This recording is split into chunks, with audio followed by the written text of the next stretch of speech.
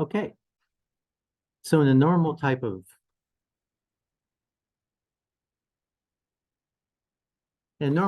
a research situation, what we would do is that we would wait until we've done with the qualitative interviews, and then we'd analyze them, and then we'd make up the survey. But since we have to fit this into a semester, it means that we're going to go ahead and start with making up the survey even before you're done with the qualitative interviews, with your interviews. Anyone done an interview yet? Anyone need someone to interview? You need someone to interview. Okay. Who's not being interviewed by someone? Why don't you two then? Do you work? No, you're in the work one, right? Do you work? Do you have a job outside of? So why don't you go and, are you okay to? So just change phone numbers. You can do it on Zoom, or you can do it on your phone, and you can do it in person, whatever way you want to do it. Good? Okay.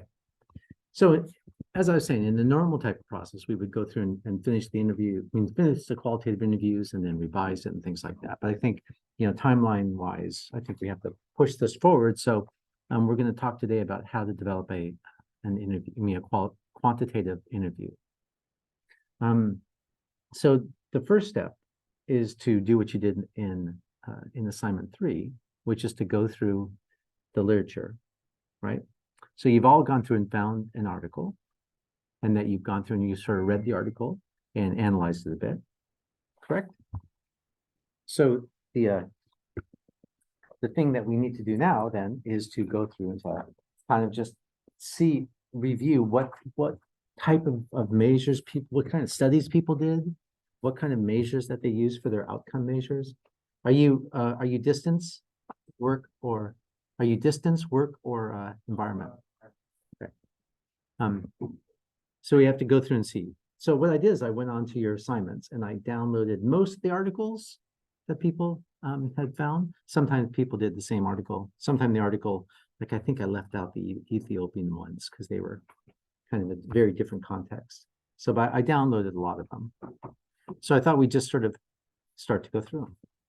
Anyone do this article?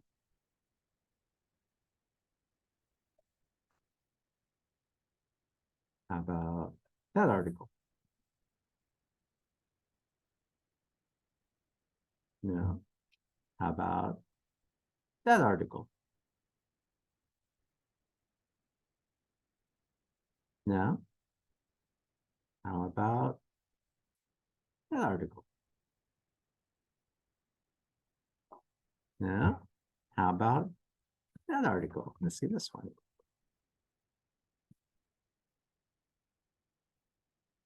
How about that article? How about that article? No. That article? You want to tell us about the article?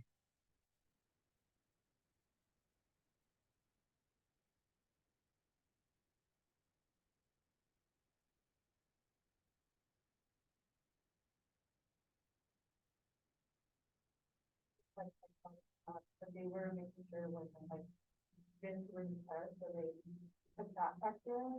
And then also make sure they took a questionnaire and make sure they had enough information to make the data. So let's see. That's okay. I'm not trying to put you on the spot. So let's see. So that what they did is we'll go down the method section, right? So 575 students in an introductory psychology course, right? Demographic information, so age. So we need to keep track of these things because this is what we're going to ask about too. So the way what you do, are you work, distance? Okay, you're in that group there then. So what we need to do is we need to kind of just go through and see what variables that they used so that we kind of make sure that we are including, we can, or at least make a decision about whether to include those variables or not. Because what you don't want to do is you don't want to do a study and then start writing it up and then have a reviewer sit there and say, well, wait, why didn't you include shoe size? Everyone knows, all the other studies include shoe size. So you want to make sure that you're kind of including all the right things. So just remember is that there's a couple different, so you need demographic information, because demographic information is going to let you say something about the sample. And then you also need information about what your outcome, what your independent and dependent measures are. Okay, so here is demographic information. So we'll kind of highlight that.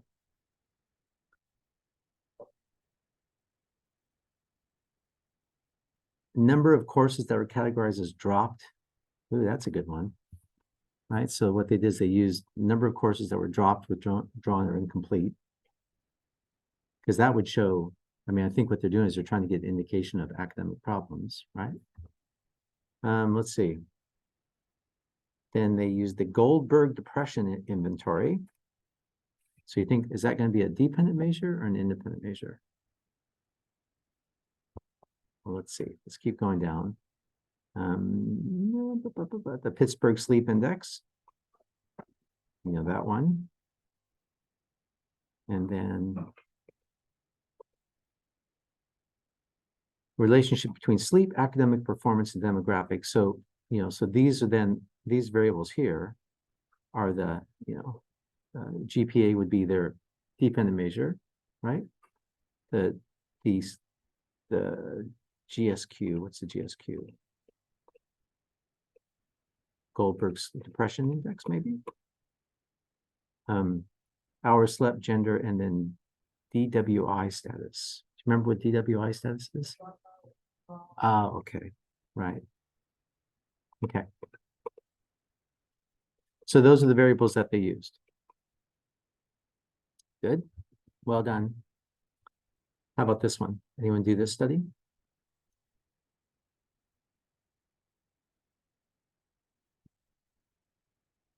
No. How about that one? Put this up there. Anyone use this one? No? Okay. How about that one? No? How about that one?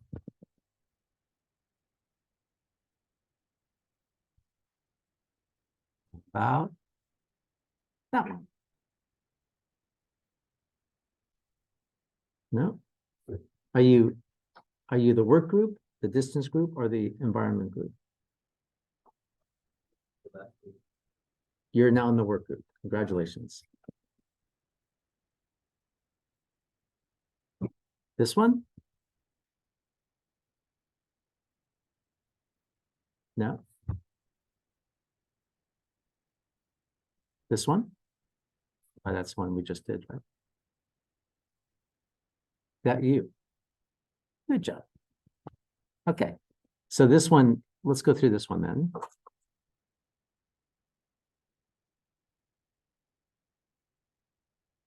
So let's see. So that this was we'll go down the method section. Take a look. Here's the method. There we go. Cross-sectional study, because we have to do a cross-sectional study, right? Because we can't do a longitudinal study, so it's got to be a cross-sectional study. We can't do an experimental study. Well, we could, but we probably won't do an experimental study. So we'll do a cross-sectional study. So this one's cross-sectional study between 2000 in King Saud University, medical students, first, second, and third year, 600 questionnaire. Let's see, so previous published instruments to assess demographics, sleep, schedule, sleep habits, perceived sleep, caffeine intake, smoking, and time allocated. Does that look like it's worth kind of keeping track of?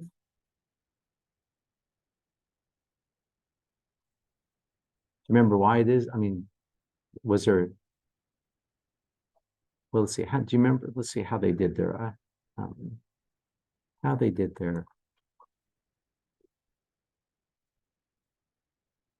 So the Epworth sleep scale is what they used.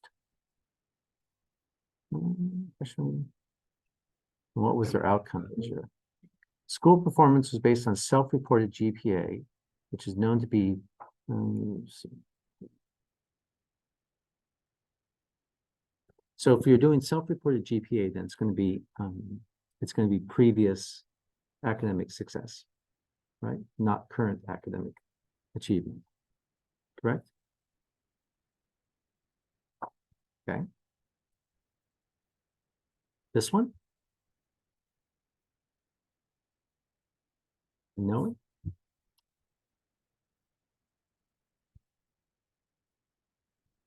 No.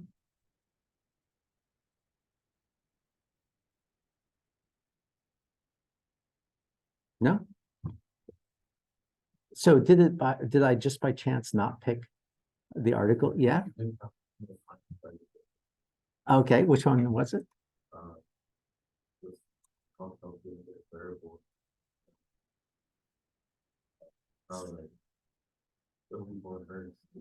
Okay, so it was a while back. This one? Oh well, we'll go on. If we find it, we'll come back to it. That one? Anyone? Okay, that's one. Is that the one we just did? Okay, that's the one we just did. All right, so I think that was all that I got. Yeah. Oh, I didn't see it. Do you remember which one it was?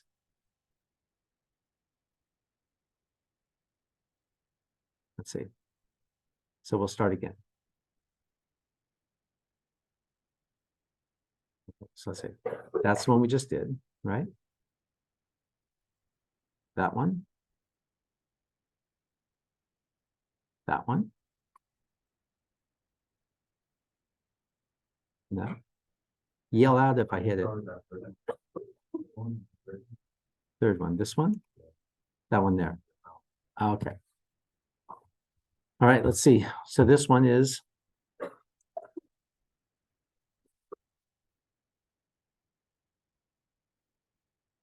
exercise, says previous studies, etc. So method, a large private university on campus with 200 first-year students.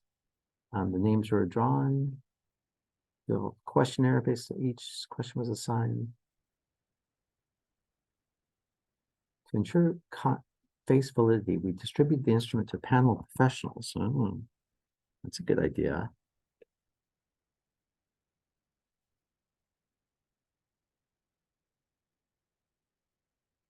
So cover letter, items on a health-related variables among college students. How many weeks do you either pay to do this?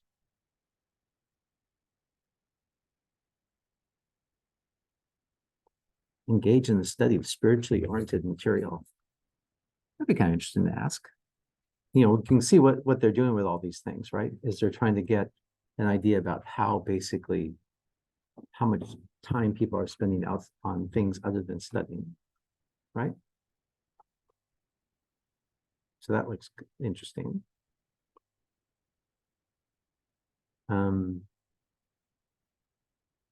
They got GPA, the actual GPA, it looks like. Is that right? Okay, so go down here and look at the results. So this is correlation between health-related variables and grade point average. Oh, I see. So these are all the health-related, and that's so they just did a correlation between these things. Why did they do a correlation and not a statistical test? Yeah, they can't prove the causality, right? So they don't know whether or not waking up early, you know, wake up time leads to better grade point average or whether grade point average leads to better wake up time. And then this is the stepwise regression. So what a stepwise regression is that, you know, so they're using grade point average as the dependent or independent variable? Dependent variable. And then these are all their independent variables. So what happens that sometimes when you have like huge numbers of variables like this, right? So they collect all this information. And so you have to ask yourself, well, you know, or as a researcher, you ask yourself, well, you know, gosh, we have 31 variables. That's a lot of variables. So how do I decide which of the variables I really want to go through and include in my analysis? So one way to do it is to have a theory, right? So you can have a theory that where you think, all right, so hours per week is going to, as that goes up, probably grade point average goes down maybe, and maybe exercise as that goes up, grade point average goes up. So you can have a theory for each of these different things. But then sometimes when you have all these different variables and you know that a lot of them are going to be correlated. So for example, eating fruit groups is probably going to be correlated with exercise. And so it creates problems when you do the analysis. So what you can do is do what's called a stepwise regression, where it basically looks at all these variables and says, which variable is the most predictive of your of GPA? And then it says, which variable is the next most predictive? So that's why you have here, wake up time is your most predictive. Then after that, study of spiritually oriented material is the next most predictive. And notice that this has a negative number in front of it, right? So what does that mean? The earlier you wake up, the better or worse your GPA. So as your wake up time goes down, your GPA goes up, right? So it means that people who wake up early are going to get better GPAs. This means that people who spend time studying spiritual material, are they going to get better or worse GPAs?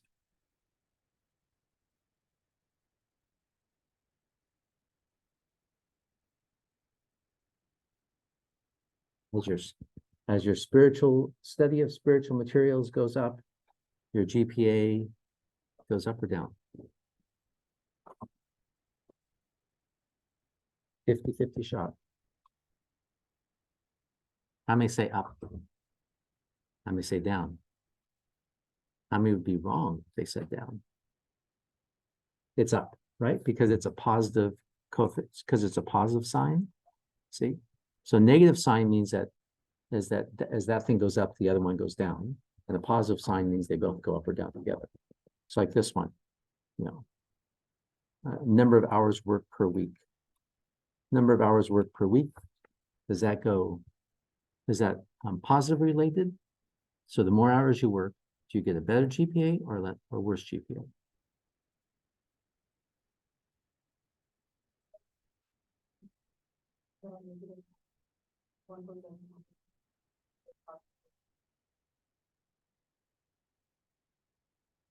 So the more hours you work, your GPA goes down.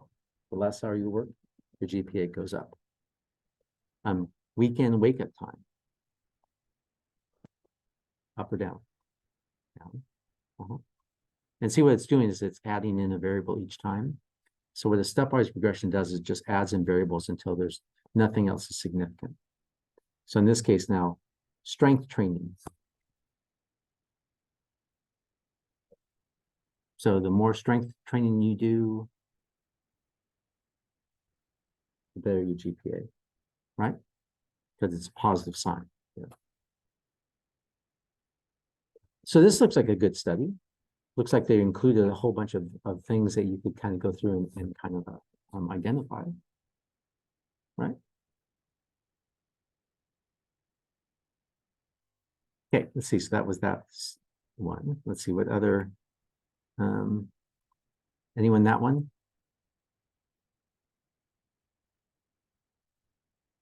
That one?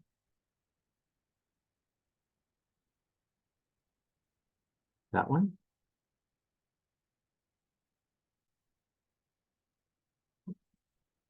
What was the name of yours? Do you remember?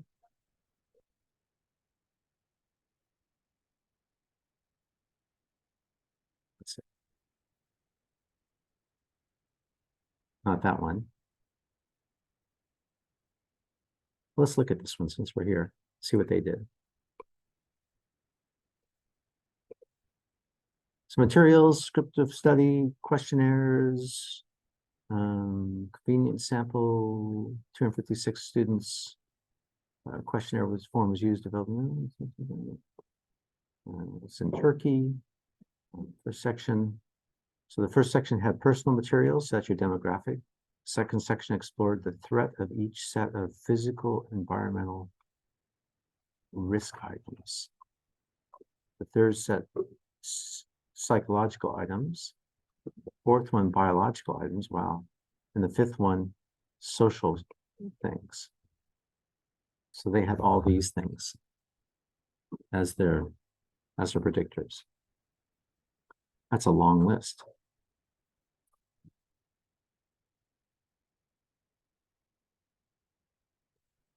Okay. And let's see, did they give results? Well, I guess these are their main results. So they're predicting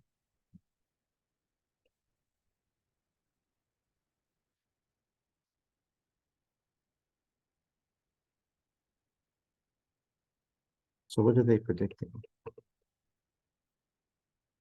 The factors contributing to poor sleep experiences. So they must be just be doing, they must have had a sleep index.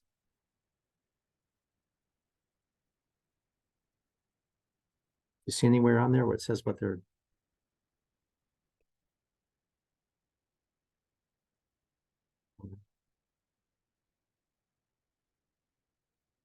question research for 20 students part of research comprehensive clarity.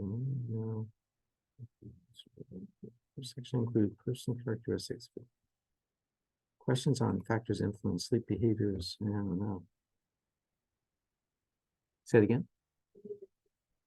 I guess so, but I don't see what, I mean, usually they say we use the Pittsburgh Sleep Index, or we use the whatever it is, but I don't see anywhere where it says what it is. See so it must just been something about asking if they get poor sleep.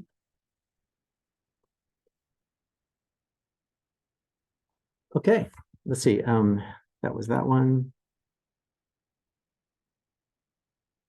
This one. That one. That one we did. No. Oh, well. Do you get enough of a sense at this point? Okay. So now you need to come up with what is your, what are the demographic information that you want to collect? What's your dependent variable, and what's your independent variable, and what's your research question? Good? Okay. So demographic information, I mean, you don't have to do too much on that because we'll go through demographic information is kind of easy to do, but it's going to be age and gender and the major is so we get that. Then you need to get your research question or your hypothesis, whatever way you want to put it. And so that's where you're going to do your independent variable and your dependent variable. Right? So you're going to come up with what this is, and then you're going to operationalize it by telling me how you're going to measure each of these factors. Good. And remember, you can have you can have lots of independent variables if you want. Okay. Questions? Do you want to do this in groups or just do it together?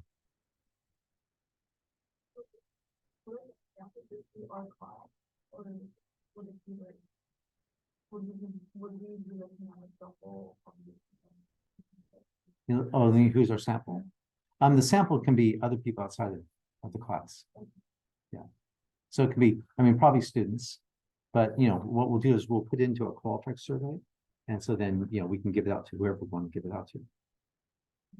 And the Qualtrics survey is nice because, if we give out a paper survey, right, then someone has to type in all the responses. And so unless you have great desire to type in responses, it's easier just to do a Qualtrics survey. So you want to try it and come up with your own in groups?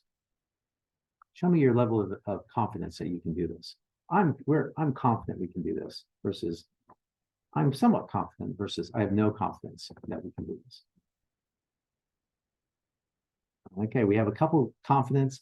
We have, how about if we do one together? Okay, so let's pick one. How about if we do the distance one? Okay, distance people. So what's your research question? What do you think is the relationship between distance and sleep and academic performance?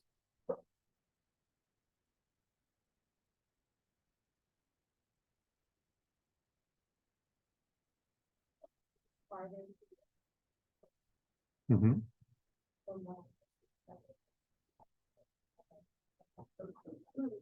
Okay, so the farther you live from campus, the more your sleep schedule, the more your sleep schedule is going to be affected, right? Because, and therefore that's going to affect your academic performance. Now, I think probably, and correct me if I'm wrong, but I think that you were actually saying is that it goes sleep impacts coming to class, which impacts academic performance. Is that right? So like, is it that distance determines come to class,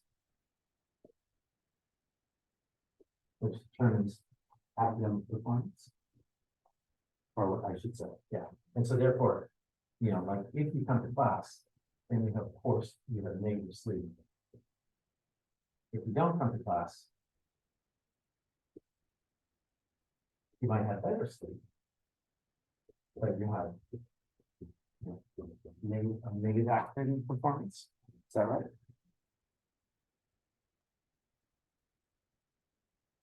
So people who come to class, there can be some people, so you think that it goes like this, right?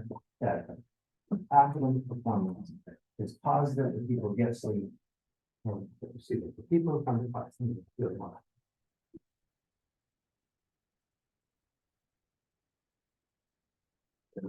So distance, if you have a short distance or a long distance, so short, long distance, short, long.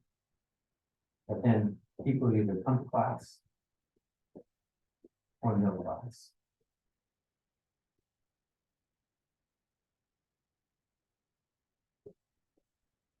Right?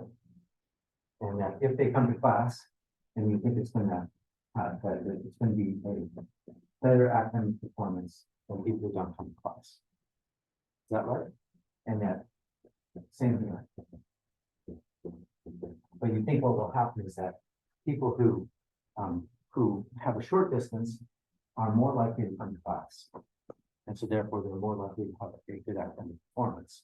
And people who have the long distance are more likely not to come to class. And so therefore they're more likely to have poor academic performance. Is that the kind of the sequencing that you think occurs? Am I forgetting anything? What's going to determine, so if you take people with a short distance, what's going to determine whether, besides, you know, what predicts, because not everyone who lives a short distance comes to class, right? So what determines whether or not you come to classroom? For people who have a short distance. Say it again.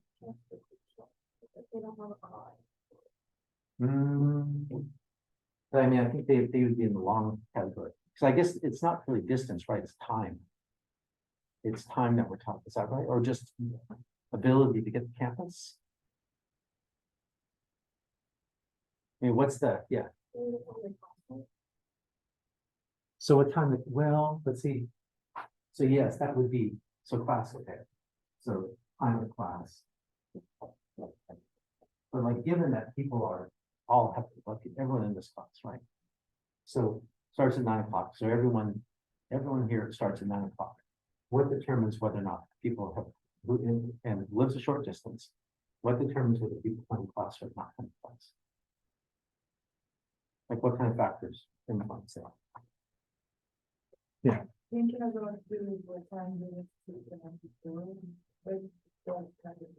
Yeah, so, and that's your, but like, what else besides that? Well, I mean, I guess, okay. So sleep, amount of sleep the night before. What else?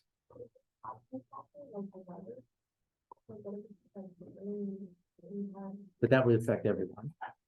So it's so you gotta think about, because it's like, well, okay, everyone in this class here, some people come to class, some people don't come to class, right? So what is it that determines, you all live, so let's say you all lived a short distance, and yet some people didn't come to class. Why is it you came to class and they didn't?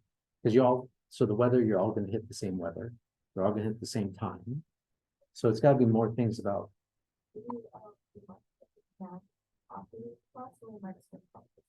okay.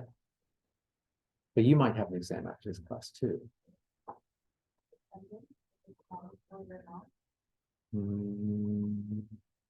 Yeah, but I mean, but given that it's the same for all of you, right? It's all non-mandatory, so you didn't have to come to class.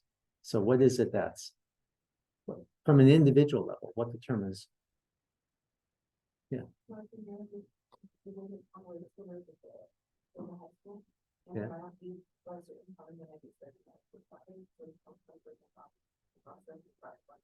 Yeah, but then that suggests that your distance is actually longer. I mean, maybe more variable. So maybe we have to consider like distance in terms of normal average amount of time, but also the, how variable it is. Yeah.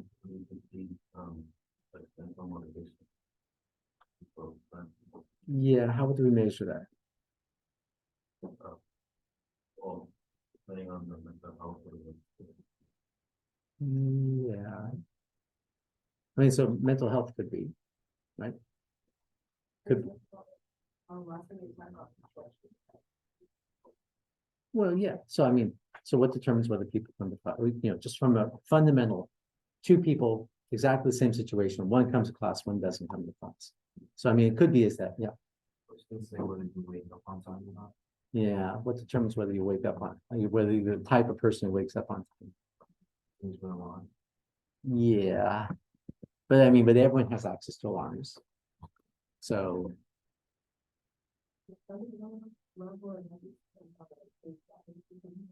Okay, so maybe desire your.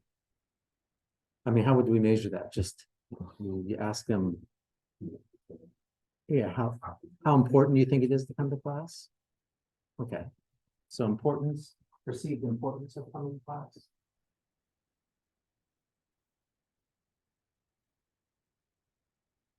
Okay. I mean, I think like from these other articles, it looks like people do things with their schedule. Like they look at like how much, if you think about how much time that they spend praying or how much time they spend in all these different activities. I think what they're trying to do is they're trying to figure out like how full is your day? Because I don't know, but I imagine that for some people, if you work and you have children and you do all these different things, is that it's harder to come to class than someone who's doesn't have this type of such a full schedule. So it could be is that you want to go through and measure the amount of time that they spend, sort of how much sort of time is taken up each day with activities. And that's what that questionnaire where it asked about weightlifting and everything else was trying to do, right? Just trying to figure out, like, well, how much time is taken up for by these types of things. Okay. So does that sound, so then you'll measure distance, and distance, it sounds like you're going to measure both the time on average. And then, but you also want the variability of it, like whether they get stuck by it in the school. So the variability of time. And then you'll have importance of coming to class as one of your factors.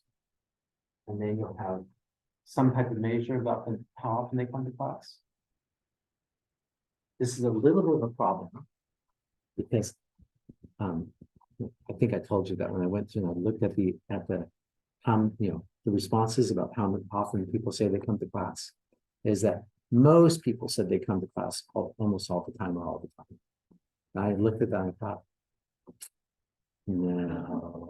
no.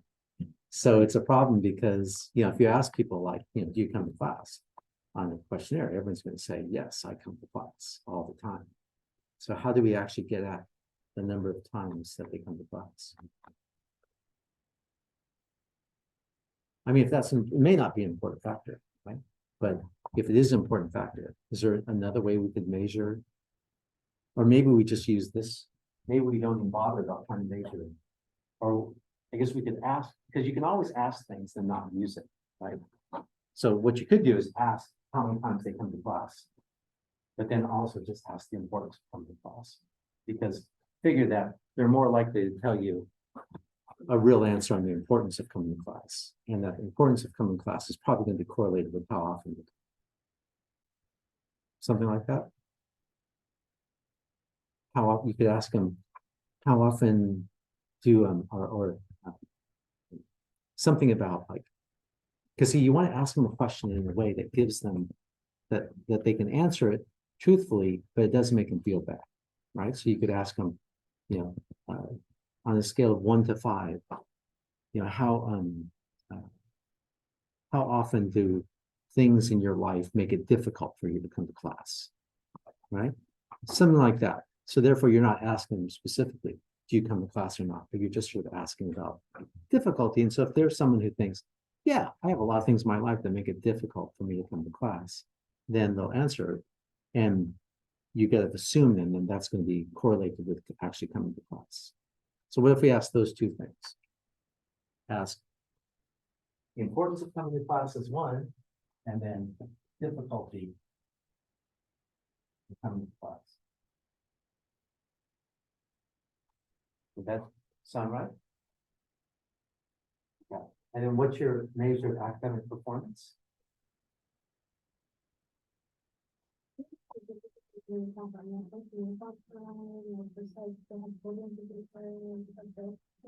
I would say just leave it subjective to the person. I mean, you could ask, you could ask it that way, like, what are the factors? You could ask how are each of these factors, how important are each of these factors in terms of making it difficult for you to come to class? Could do that.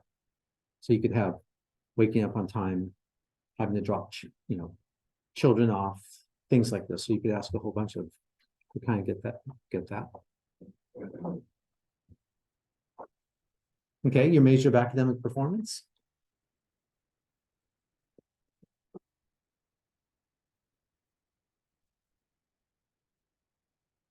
Okay, so you can ask for GPA. And that's what most people say math for, right? The problem with GPA is that it's a retrospective measure.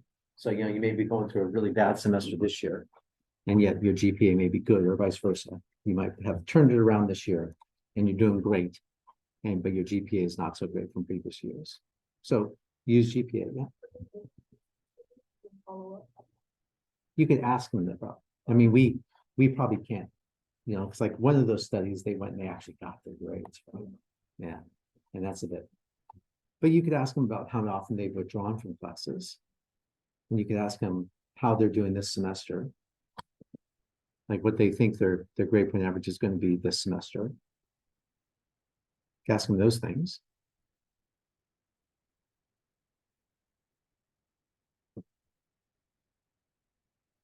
So what do you think? Uh-huh. For this semester. Yeah. For this semester, your grades in each class. Like that. So then you have an overall measure and you have a current measure. Good. Okay, so those are pretty much that's your research question, right? Your measures. You're going to measure sleep as well as this, right? And it sounds like what you like to think of is that, well, sleep may be one of those things that causes people to not come to class. along with all these other factors that you know about importance and things like that. Right? Okay. You look puzzled. Do you have a question about it? Uh-huh. Yeah, what do you think? Distance group, what do you think? What would be what's your hypothesis?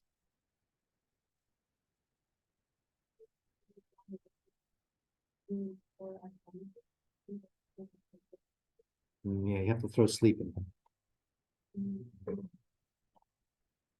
People who live longer distances tend to get less sleep, or because it would be because the relationship to sleep is you think that people who live longer distances may just wake up later.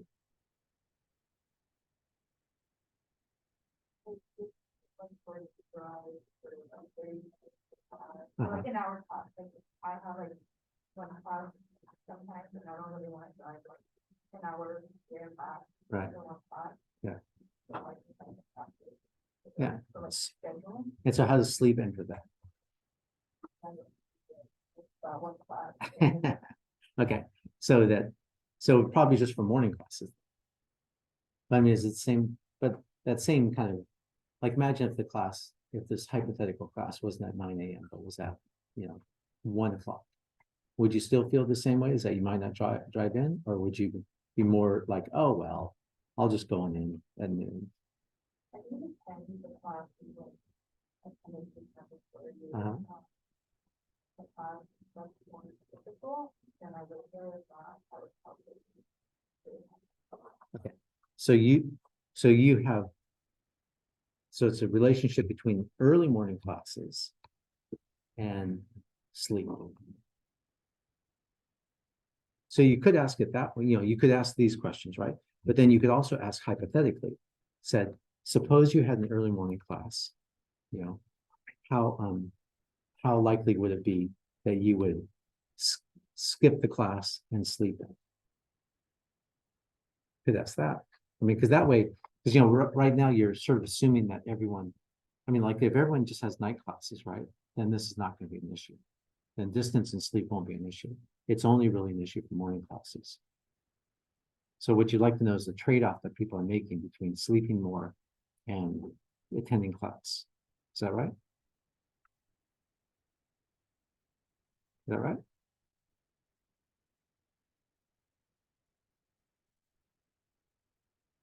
You look like you. Okay, so I was trying to remember like how they kind of study in the virtual thing where they still do it on campus.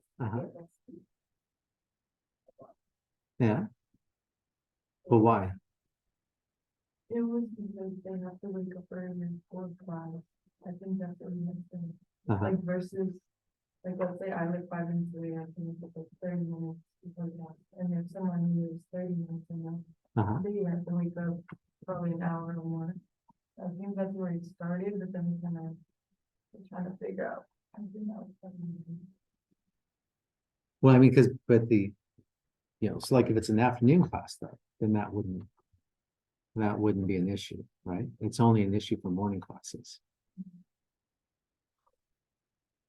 Right? So maybe you could ask these questions, but then also then go through and ask, say, suppose that you had a morning class, right? Under what conditions would you, how important would it be, for you to kind of go to class? Well, so you could just come up with all sorts of factors about how important, various things would be. So for example, like you said that, you have a morning class. Suppose you had the morning class at what, 9 o'clock? Is that, or do you want to do it earlier? I mean, what's the time of morning in your classes where you think, it's not that, I don't have to worry about the sleep thing. 10 o'clock, 11 o'clock, 3 o'clock? Yes, like what time of class during the morning, or during the day? Would sleep issue not be really? Is me personally. Really? Sorry. Wow. Uh-huh. Or, I mean, 11 is still not too much. Yeah, I guess we still have to check if we only correct it because that. right. But nine's kind of early. Okay, so it sounds like, so stick with a 9 a.m. class. Would anyone in here think that 9 a.m. no problem? Good on you. Oh, with a 7:30 class tough? That's tough. Yeah. So 7:30 class is tough. So, but so you could do it like an 8 a.m. class to make sure that everyone or most people are going to think, yeah, that's early. Okay, so said 8 a.m. class, you could ask, how much of a problem would it be to get to an 8 a.m. class, right? And so then you have a scale that goes no problem to significant problem. So that's where you can ask these questions, right? You can ask them where they have these are Likert scale questions, where you go through and you ask about how they're doing. And then you can sort of say, what factors would be important? How important would each of these factors be in terms of determining how much of a problem would be sleep, morning duties, such as, children, and exercise, etc. Right? Because then what you're doing is you're looking to see how much would they rate sleep as a problem. That right? And so the link you're trying to make is you're trying to say, all right, so are these people who say it's going to be a significant problem for me to get to an 8 a.m. class, also the type of people who say that sleep would be a significant problem? Because if they say sleep is a significant problem and all these things are all not significant problems, then it says, oh, okay, so you've made the link. They think that sleep is going to be a major issue. On the other hand, if they say, well, I want to exercise for 4 hours in the morning, so therefore, then it's not sleep. Okay, so this link here then tells you about whether it's an impact, whether it actually impacts their sleep, actually is impacted their GPA. And this one says whether the distance, because you have distance here, driving to the campus. Driving to campus is also impactful. Sound right?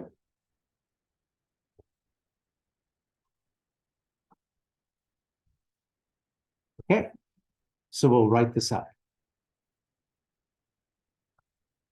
Next group, work people. Shall we do the same thing? Or do you want to do it by yourself? No, let's do it. Okay, work people. So what's your hypothesis?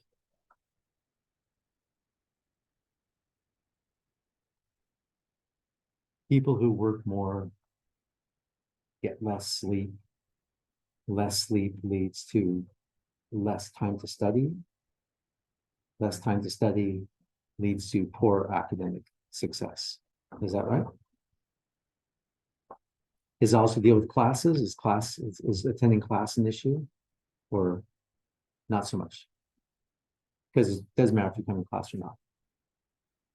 I mean, your work schedule doesn't impact whether or not you come to class or not.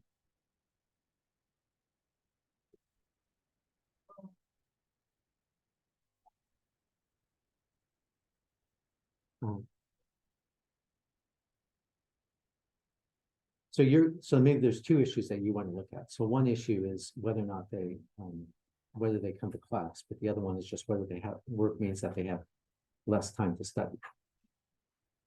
Is that right?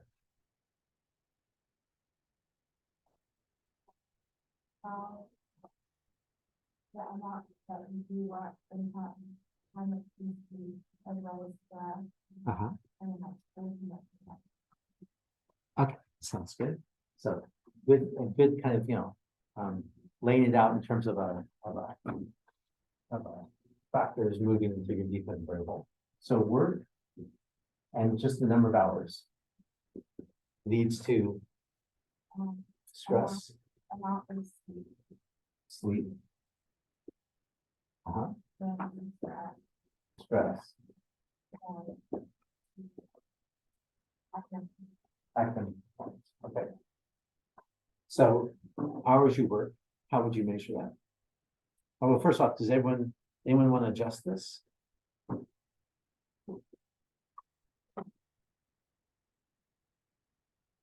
How do you want to measure hours you work?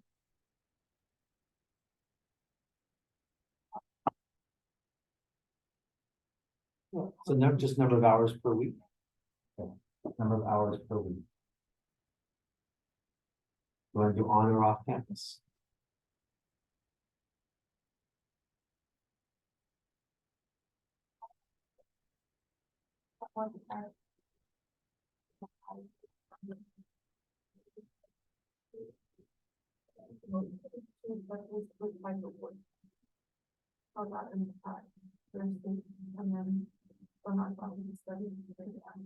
But because it seems like there was, as I remember, there was two issues about the work, right? So one is if you have on campus, might have been an idea that they're more likely to let you study as part of your job. And then the other one is that the off-campus one is that you have to go off campus. So there's like a, if you're on campus, then you could work until 10, take a class 10 to 11, then work at 11 again if you, in theory. But off campus, you can't really do that. So is that right? The two issues with the on campus or off campus is the flexibility of the job, and the other one is how about if you do this? What you ask them? You ask them, do you work on campus or off? And then you ask them about the flexibility of job for studying, and then the amount of time to get the job. Like that? Okay. So is that everything for work then? Anything else you want to ask? Did you want to ask about physical labor versus not physical labor and things like that?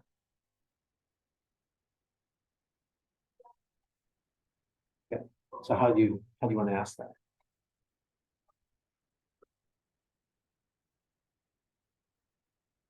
I mean, because wasn't the idea is that if someone's physically, well, yeah. I mean, because there's also I think we were talking about things, maybe I was just talking about it, the example of restaurant workers who get all hyped up and have trouble winding down. So it may not be, I don't know if it's physical exertion or if it's hyped upness, right? Something like that is really what the important thing is for sleep.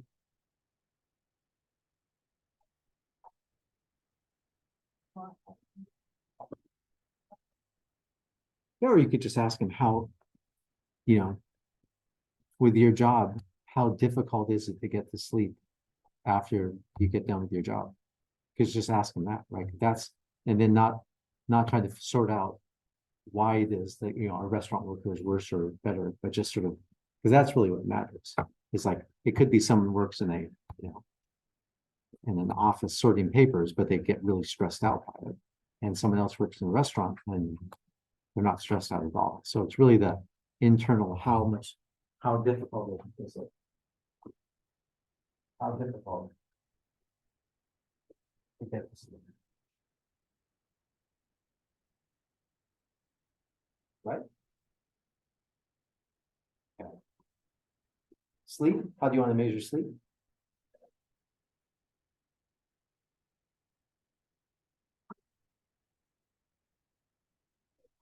Well, you could use the Pittsburgh sleep scale.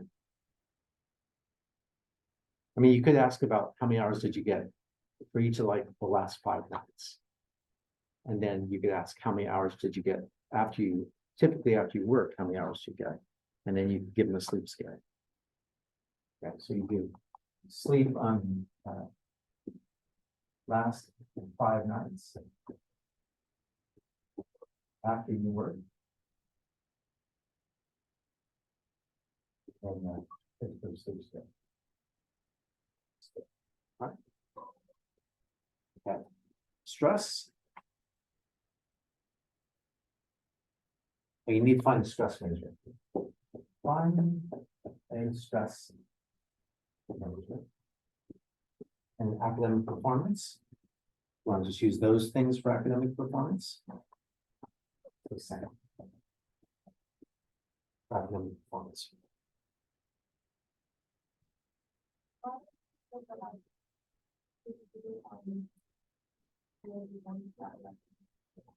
Yeah. Mm-hmm. So we GPA before, one after. And you could also just sort of say, how much do you think working impacts your GPA? Impact of work on GPA. Because yeah, in terms of, because that's ultimately what you care about. And so the one way to measure that is to try to measure their actual GPA and measure all the factors that you think are important, like the time that they spend, etc. So that's one way of kind of doing this type of study. Another way is that you just ask them, what do you think the impact has been? And you don't know if it's, why it is that they're going to answer what the reason they're going to answer it. But it's like you're not going to go through and sort of say, well, what's their, how full is their schedule and everything else. You're just going to take their response and say, well, for whatever reason that they think is that, then that's what we're going to go through and look at. I mean, that's a question you might ask people during the interviews. During that, this is just sort of say, what do you think, if you work, how much of an impact do you think it has on your job? I mean, because if I asked you that question, you work. If I said, how much impact does your job have on your GPA, on your academic performance? Would you know how to answer that? And if I asked you, if I said, what do you think is a good measure of your academic performance? It's another way to do it, rather than just sort of picking GPA, is to see what people think is like, because they may say, well, do I learn the important things in the classes that I learn, that I want to learn? And, and that, so GPA may not be the ultimate goal. Okay. Anything else on this? All right, last group. So what's that?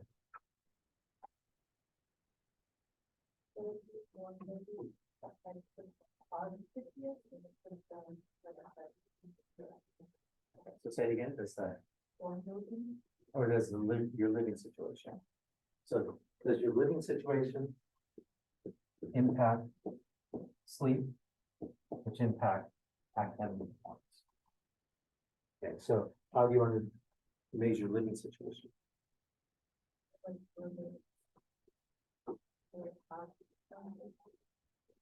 Well, like that one study that we were just looking at that had a gigantic list of things like, moisture in the room and things like that. Like they went through in painful detail. So you could, have like a big list of what it's like to live there, or you could just just take out what you think are the important kind of things. It's like, what would be the important things that you think that you would want to measure? So roommates, and why roommates?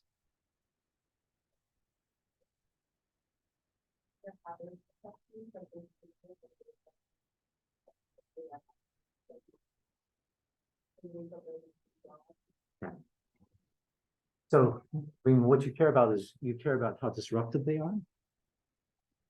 So, I mean, could you just ask, how disruptive are your roommates?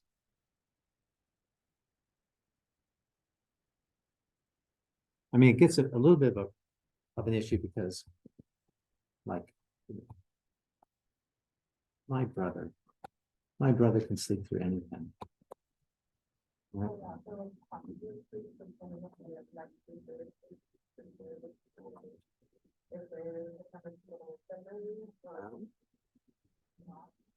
Well, you could ask people, and you could ask them in your interviews, what's your ideal sleep situation, right? What is it?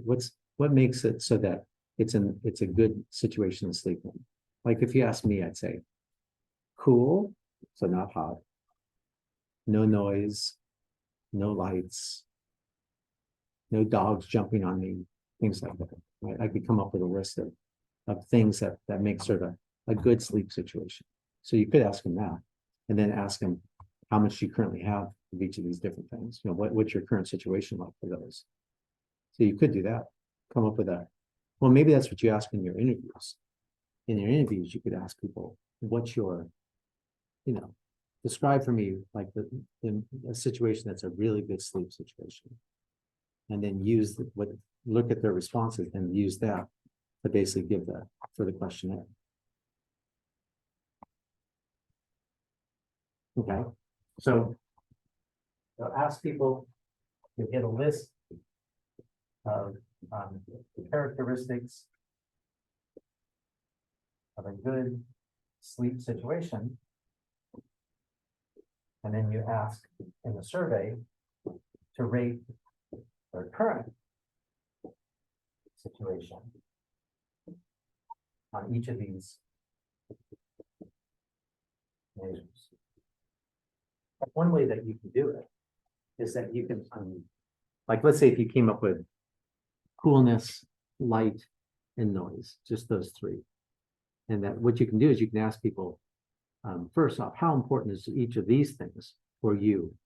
And then the second one is what's your current sleep situation like for your rate, your current sleep situation on each of those things. Because that way you can come up with a fairly long list of characteristics and then you get there. And what you're getting in that case is you're getting their rating of their relative importance.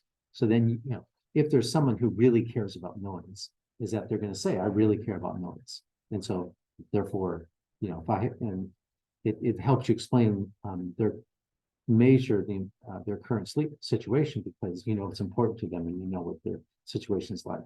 Where if you don't ask them the importance, then what you're doing is you're basically just sort of like you could ask them about how disruptive or what's your current situation in terms of the numbers of spiders in the room, right? And they might say, well, there's a lot, but if they don't care about that, then you don't know what weight to give to that. So you'd be getting the weights of it. Okay. So you'll come up with a list of current situation and then sleep. Measure sleep the same way. Academic performance. Same way.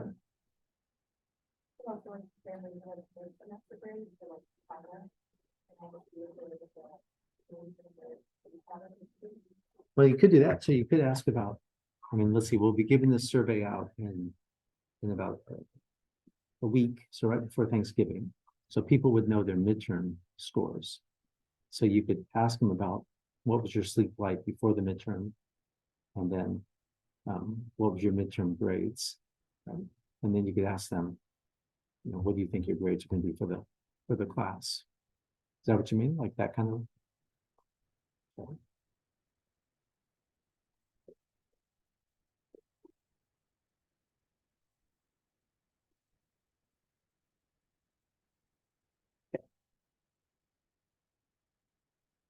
Sound good? All right, so what I'll do is, no one's done their interview yet, right? So what I'll do is I'll go through and I'll revise the interview schedules based on what we talked about to put in a couple more questions in there. So I'll do that and then I'll post them. I'll send an announcement and I'll post the new ones online. Good? Okay, well, this has been helpful. I think it's helpful to kind of talk, for me anyways, I think in doing research, it's helpful to talk through it like this, because then, it's when you get into the operationalizing that's where you actually have to start thinking to yourself, well, what is it that I'm really interested in measuring? Okay, have a good weekend.